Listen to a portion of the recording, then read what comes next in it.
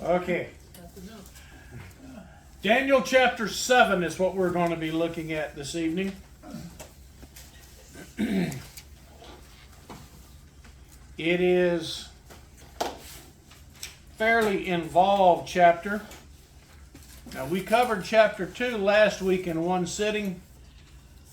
That is highly unlikely to happen with chapter 7. Chapter 2 and chapter 7, though, do parallel each other. Does anybody remember what chapter 2 of Daniel was about? That was the statue, wasn't it? That was Nebuchadnezzar's dream, where he dreamed about this great statue. 4 kingdoms. You'll recall in chapter 2, Nebuchadnezzar had a dream of this large 90-foot tall statue.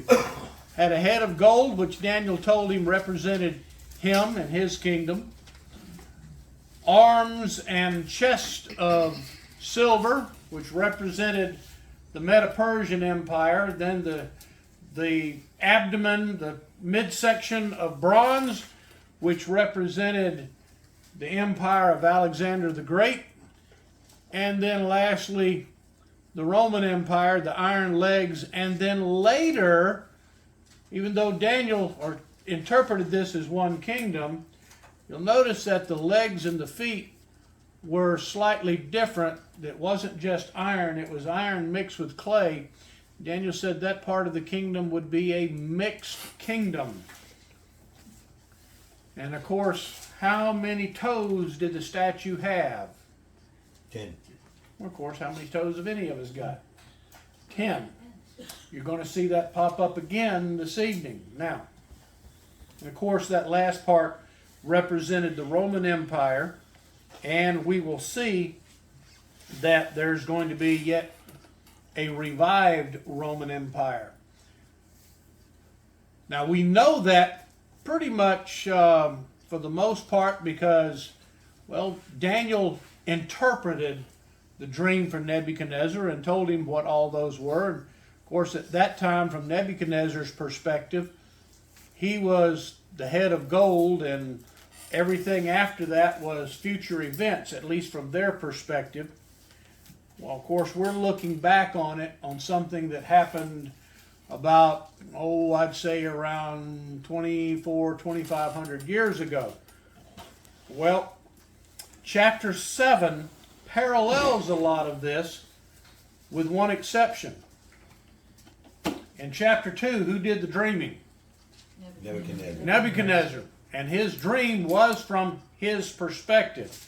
These 4 empires from a pagan's perspective. Of course, it was God that gave him the dream, but it was still at that time, as Nebuchadnezzar looked at it, he's looking at it from a pagan perspective.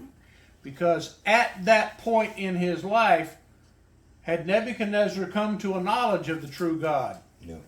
No, in fact, God used that dream as just the first step toward drawing him in and for him to realize who the real God was. Well, chapter 7 parallels just about everything in there, but in this case, Daniel is the one who's dreaming and sees this vision. And from Daniel's perspective, he looks at it more from a spiritual perspective, from someone who knows God. And consequently, chapter 7 is, the first part is almost summarized. Daniel doesn't spend a whole lot of time talking about it, but he goes into a whole lot more detail about the last part. And that's one of the reasons why, again, chapter 7 is probably going to take us a couple of days to go through.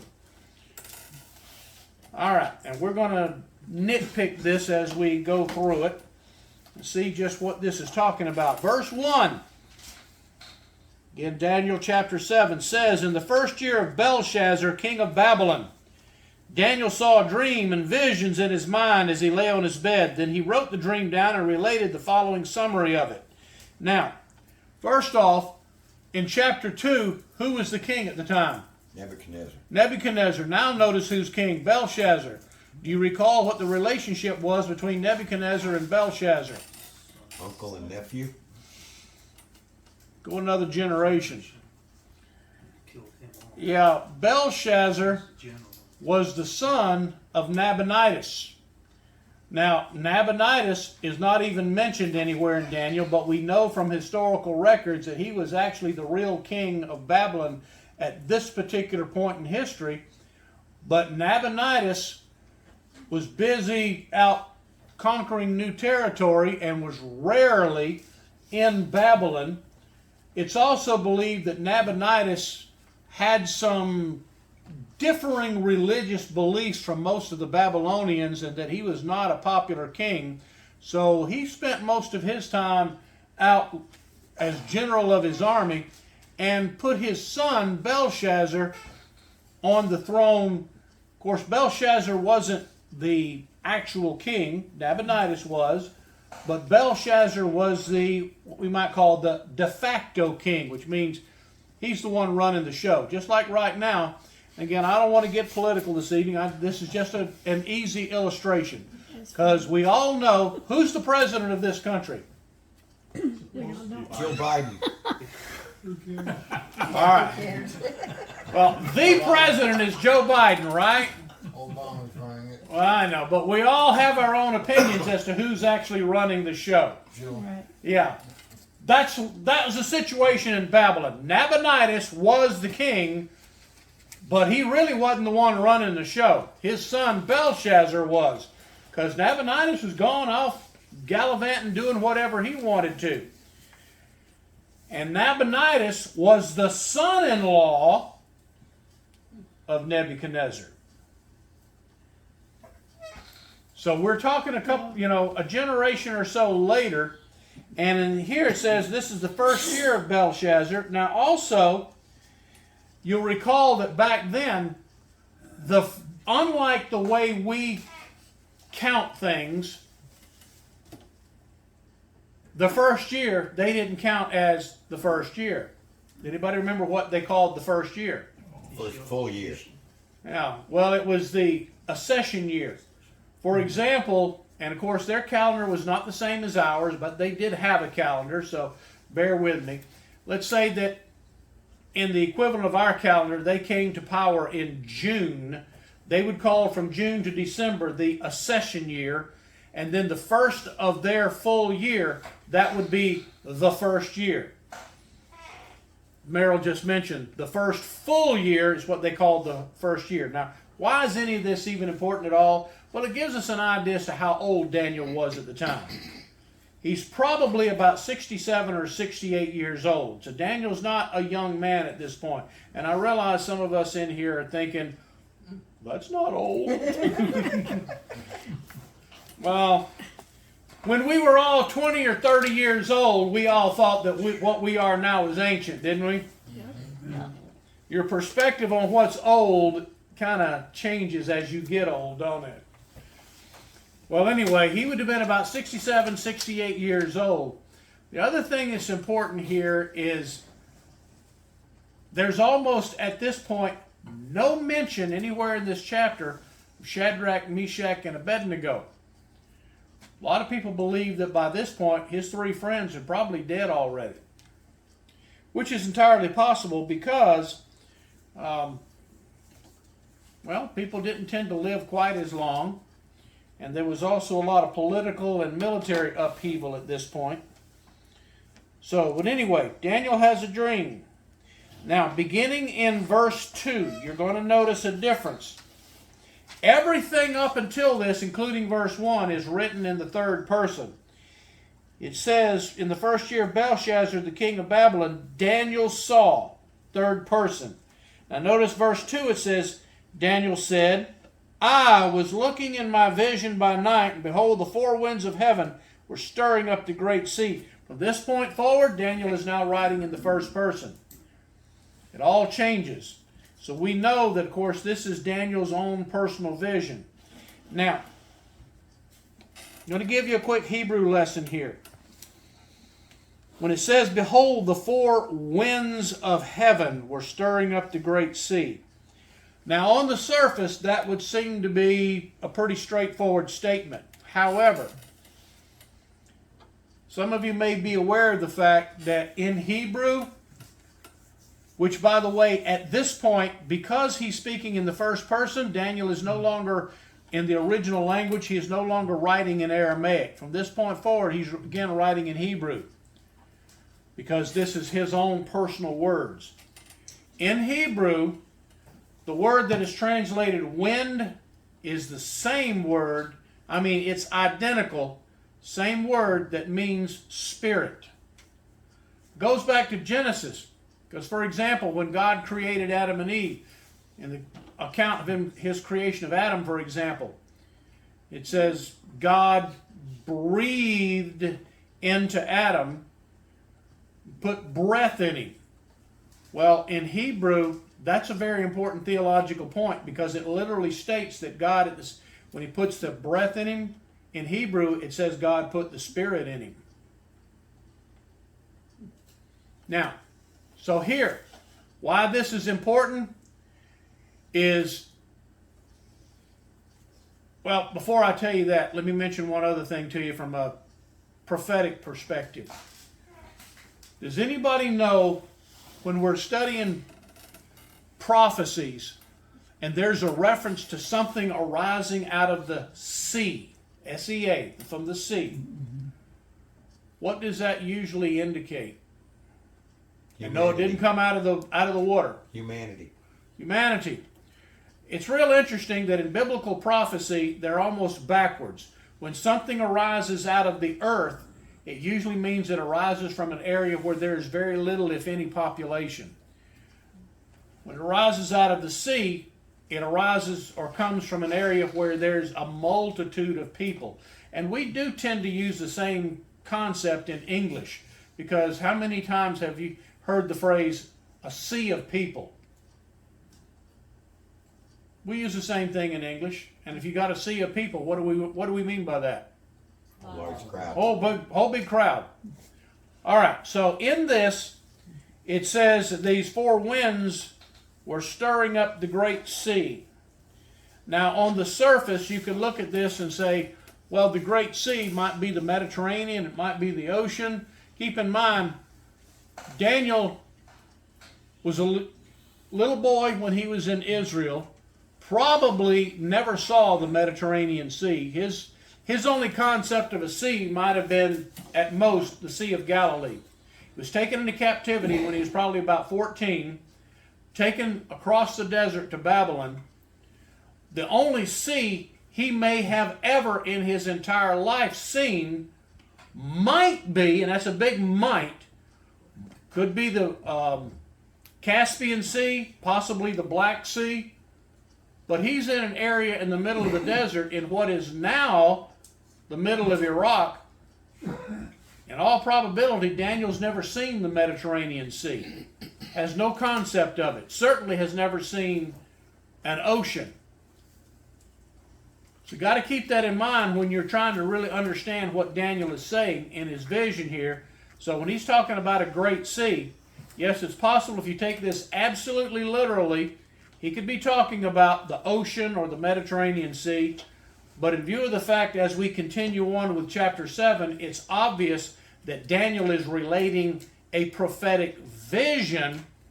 There's a strong possibility that we're talking about a prophetic sea, which would mean, Merrill, Humanity. a lot of people.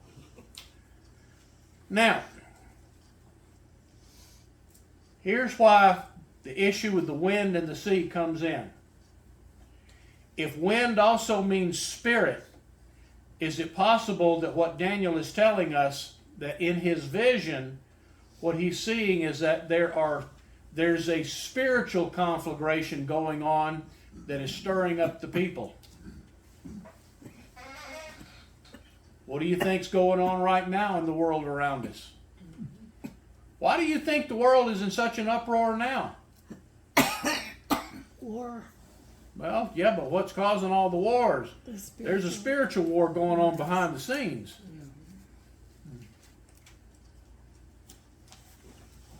So the issue here,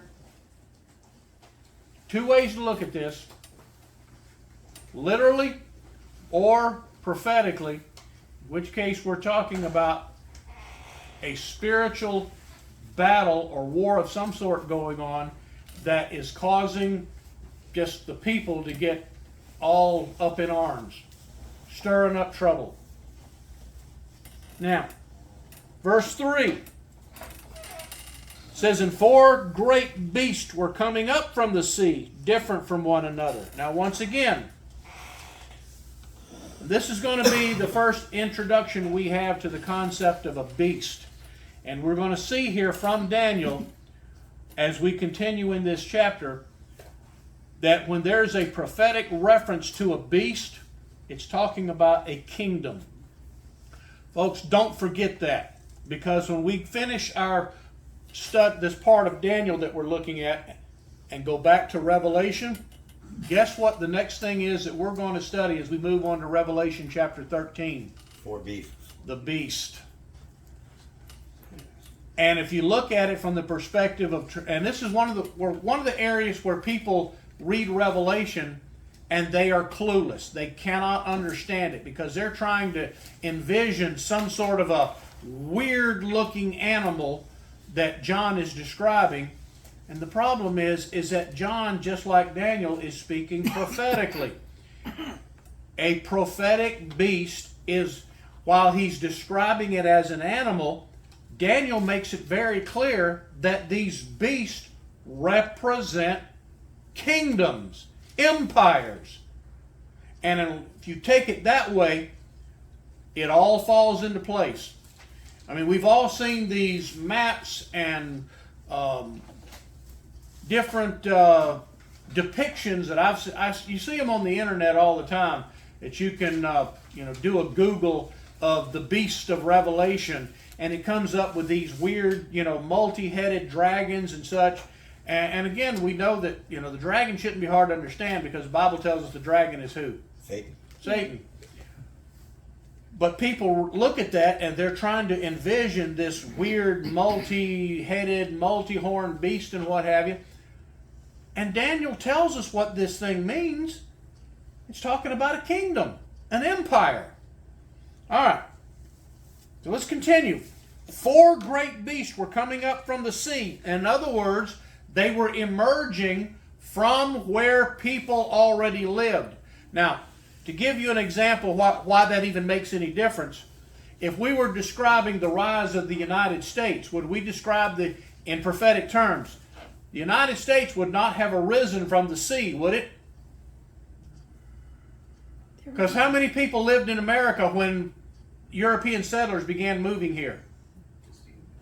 Yeah, it was no kingdom. No, there was nothing here except a few of the so-called Native Americans.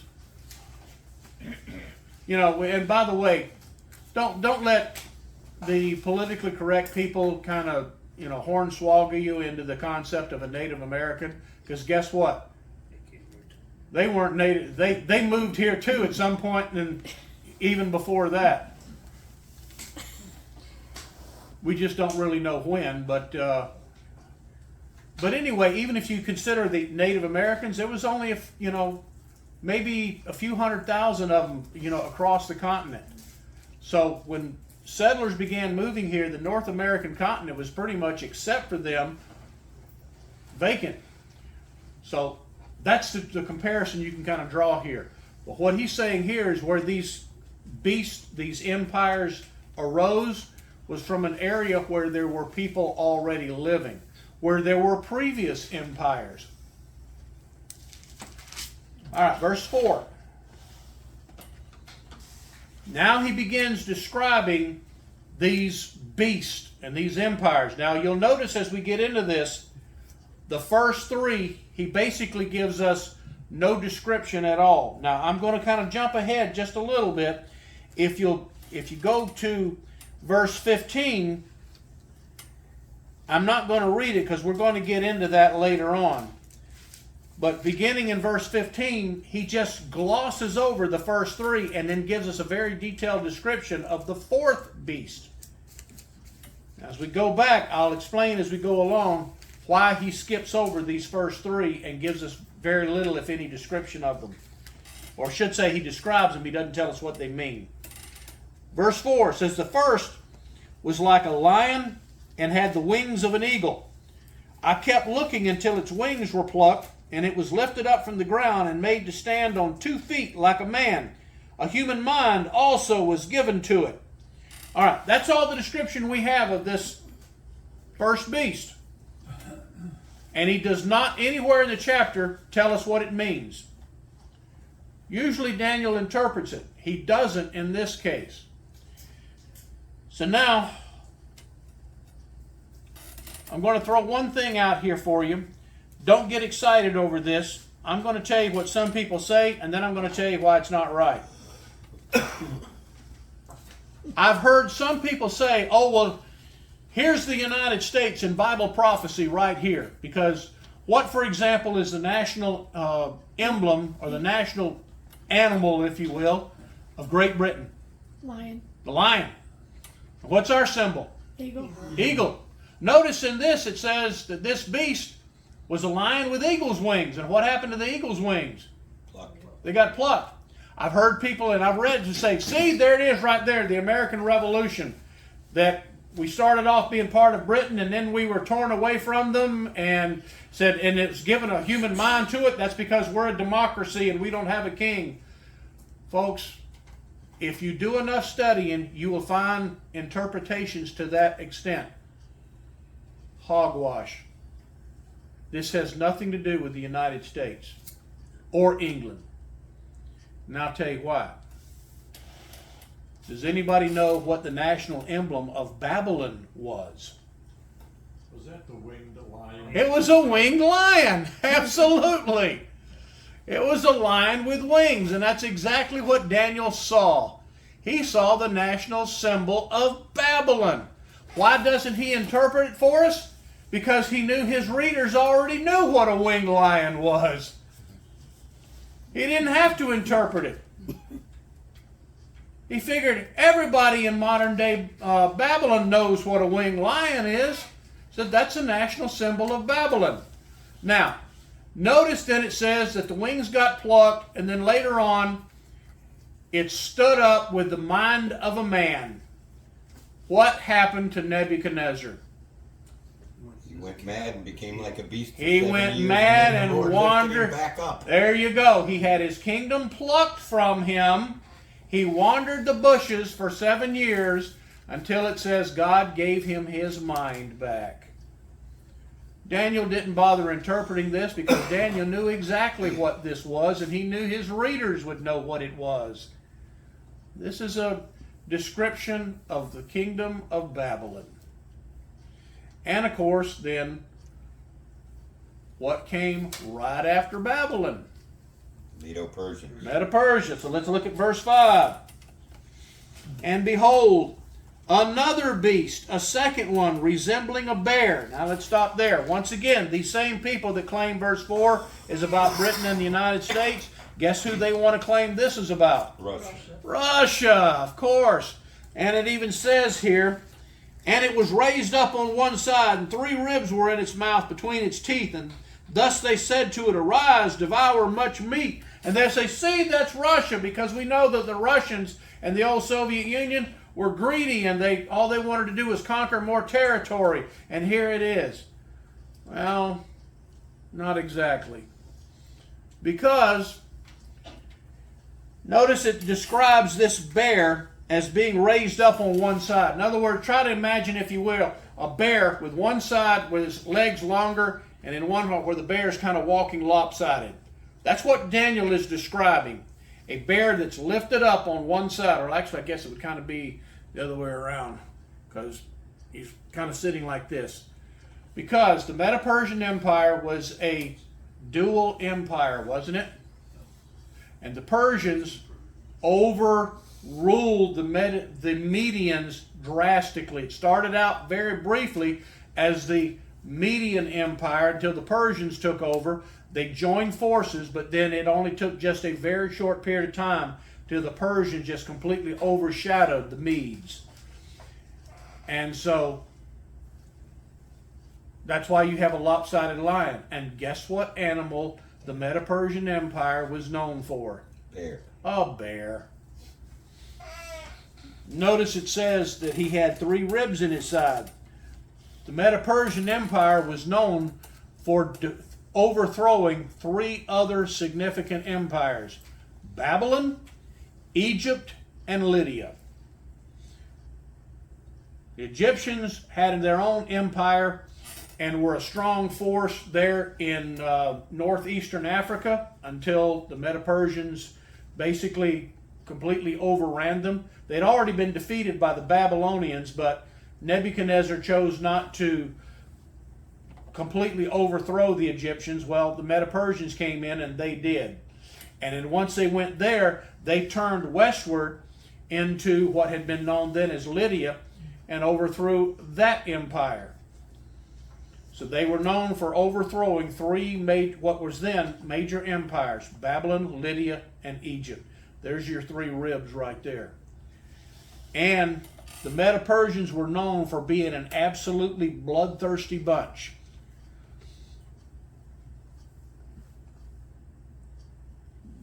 So that's verse 5. Now, why doesn't Daniel interpret this one for us? Because his vision paralleled exactly what chapter 2 did. And Daniel has already pretty much told us in chapter 2 what these beasts are. Of course, at the time he was interpreting Nebuchadnezzar's statue. And for Daniel, these other 3 beasts aren't important. What's important to Daniel is the last one, which we'll get to. And we may, because of time, I may save that one for Sunday night, but let's continue on for so far. As far as we can get on this one. Verse 6. After this I kept looking, and behold, another one like a leopard, which had on its back 4 wings of a bird. The beast also had 4 heads, and dominion was given to it. 4 generals. What's that? I'll say the 4 generals. The closest thing, if you want to try to make some modern interpretation out of this, would be Germany with its 4 parts, but then the reunification of Germany pretty well disproved that one. Oh, I meant... Oh, I know. We're getting to that. Yeah. But yes, this would have been the empire of Alexander the Great. Now, what's a leopard known for? Especially if this leopard's got wings. Speed. Speed. What was Alexander the Great known for? Taking over large masses. He took over the entire known world and did it in just a few years. Faster than it had ever been done before. In fact, it's reported that when Alexander the Great extended his empire all the way to India and had gone as far as his army would be willing to go, that he pretty much fell apart emotionally because he was mad and upset that there was nothing left for him to conquer. And that's one of the reasons he took to drinking. All right. But yes, it said it had 4 heads because, of course, what happened to the empire of Alexander the Great? Alexander basically drank himself into a stupor, ended up, there's some reports that say he was assassinated, others say he basically drank himself to death. Could be a little bit of both, who knows. But in any event, he did die at a fairly young age, died with no heir. By the way, Alexander the Great, contrary to what some people think, he did have an heir. Unfortunately, his son died even before he did. So by the time he died, he had no heirs. And what happened to Alexander the Great's empire? Divided up into 4 kingdoms. Divided into 4 parts. His 4 generals one took Egypt and North Africa. Another took what we now call Palestine and Syria. One took Greece and that part, and then the other one took the northeastern part in what is was Babylonia, Assyria, that area. And of course we know that the the general that took over Palestine and Syria, he's the one that gave rise to the idiot that basically tried to exterminate the Jews.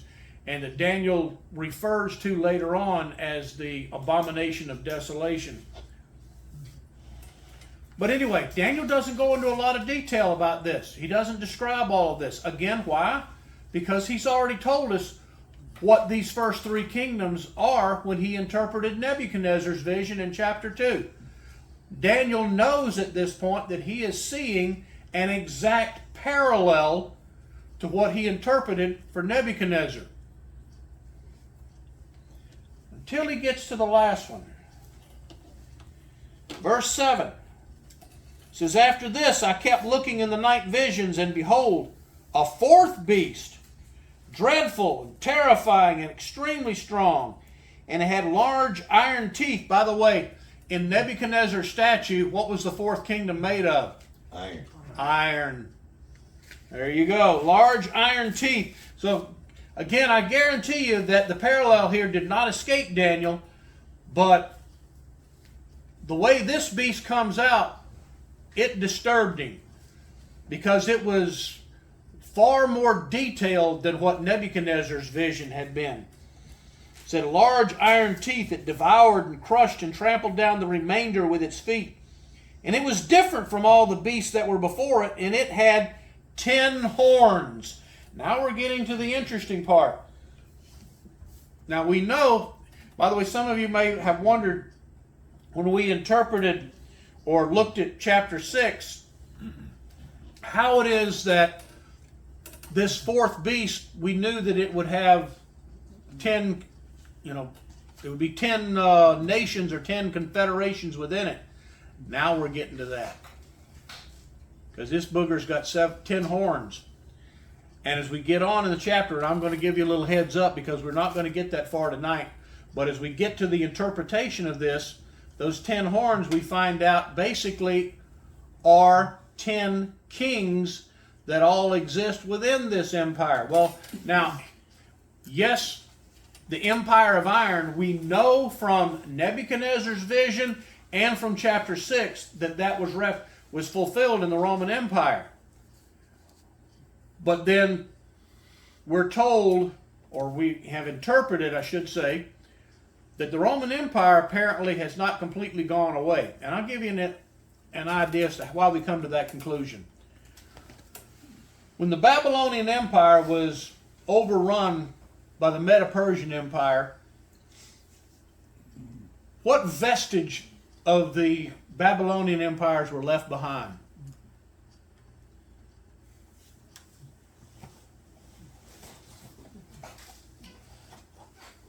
Nobody's got the buildings that they had built.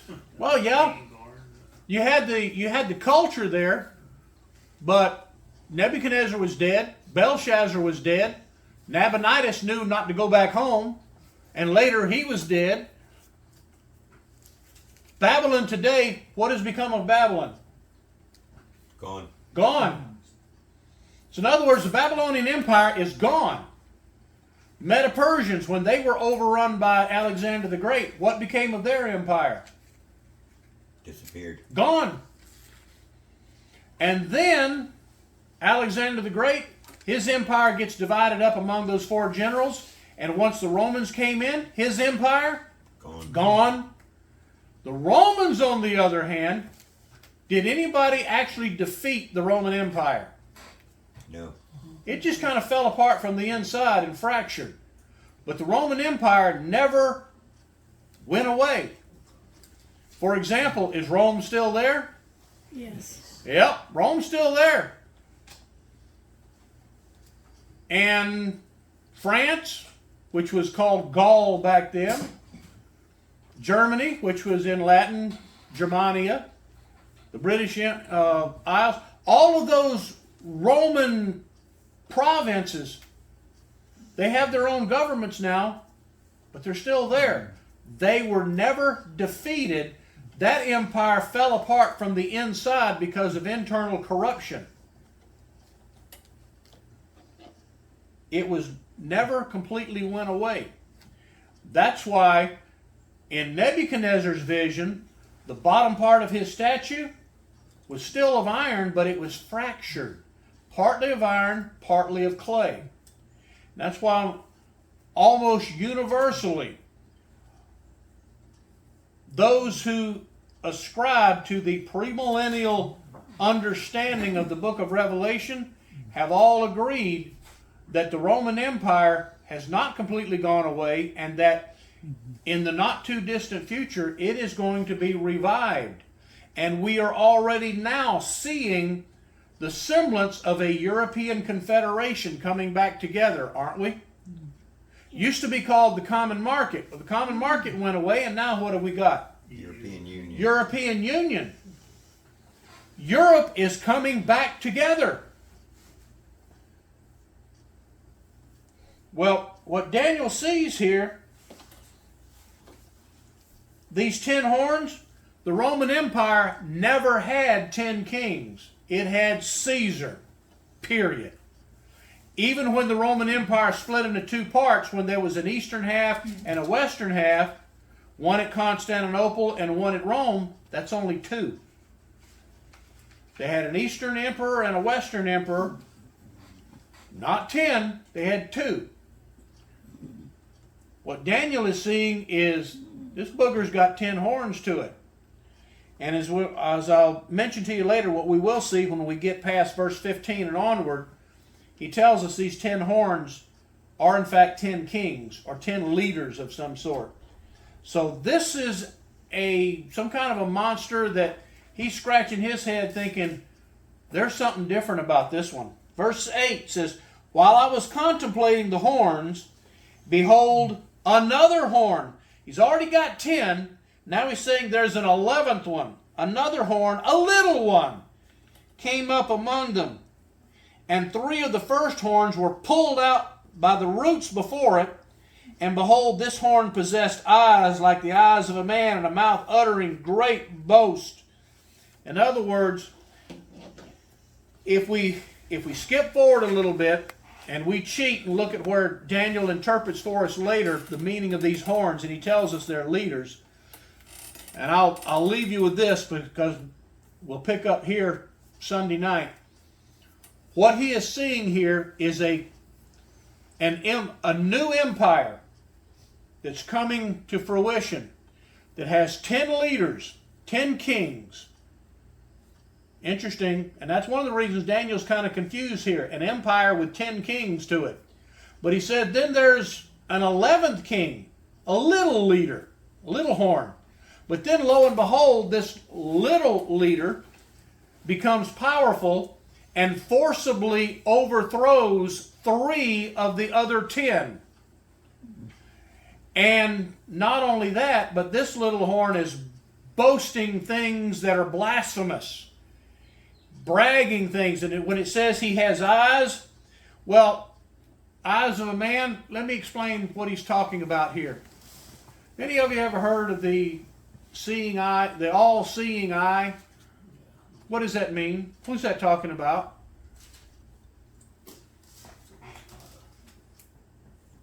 God. Yeah. God.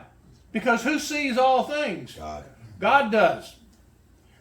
He's not claiming that this leader sees all things. What he's saying is that this one he's got eyes of a man.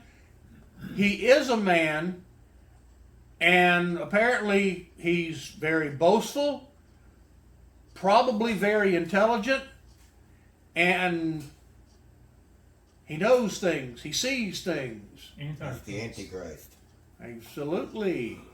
He is describing the rise of the Antichrist. Now, do I believe the Antichrist is alive and well in the world today? I'll give you an absolute definite maybe. Do we know who he is? I'll give you an absolute definite no. The Antichrist has not yet been revealed. But when he is revealed, this much Daniel tells us right here. He is going to surface as an 11th leader in this European confederation, this revived Roman Empire, and he will at first be someone who would seem to be a relatively minor leader, but who then becomes powerful and overthrows 3 of the other 10. Now, frankly, I don't think we're going to be around to see this. But if you do see somebody arise in Europe who then starts becoming powerful and overthrows 3 other European leaders, don't bother going back in the house. Anyway, we'll pretty much have to pick up there. So we'll start at verse 9. And by the way, beginning in verse 9, and this also is the reason we know this little horn is in fact talking about the Antichrist, is because starting with verse 9, he describes the coming of the kingdom of God and the overthrow of this little horn. And the description we see there makes it clear. The little horn of this beast is the Antichrist. All right, questions this evening? Just, the Roman Empire, I always talk about, the European portion of it. But the Roman Empire extended through the Middle East, Egypt, North Africa, and Spain. I mean, is there any reason why those countries couldn't also be part of that? Nope. Absolutely they could be. And in fact, even now, even though England has its own, Monarchy. well, not monarchy, it's not what I'm thinking about, money. Money on currency. I mean, they don't use the euro, but until just, what was it, 3 years ago, England was part of the EU, and even though England has now, with Brexit, they have left the European Union, it wasn't without a lot of wailing and gnashing of teeth, because over the next few years, is there a possibility England could change its mind and rejoin? Absolutely. Sure they could, because they didn't leave, without a whole lot of political uproar over that. But you've got a royal family there in England. Spain still has a royal family. I mean, they don't have a king, but they got a royal family. Denmark's got a royal family. In fact, Denmark's they've got a king. I believe the Netherlands, I think, has a royal family. I mean, you could go all through all of these various nations. Notice it just says 10 leaders or 10 kings. Doesn't mean that this revived Roman Empire will be confined to only 10 countries or 10 confederations. It says basically 10 leaders.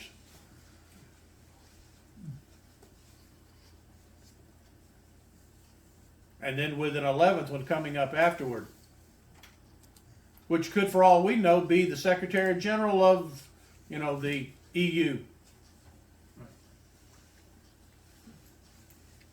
All I'm saying is at this point, all we can do is speculate, because we do know from what Paul told us, the Antichrist will not be revealed until what? We're gone. We can speculate, we may have some good ideas, but we won't know for sure until we're gone. And then we won't care. We're on the winning side. Won't be our problem. But you may know somebody who will have a problem. So, anyway, anybody else? All right. Bruce, would you lead us in a benediction? Sure.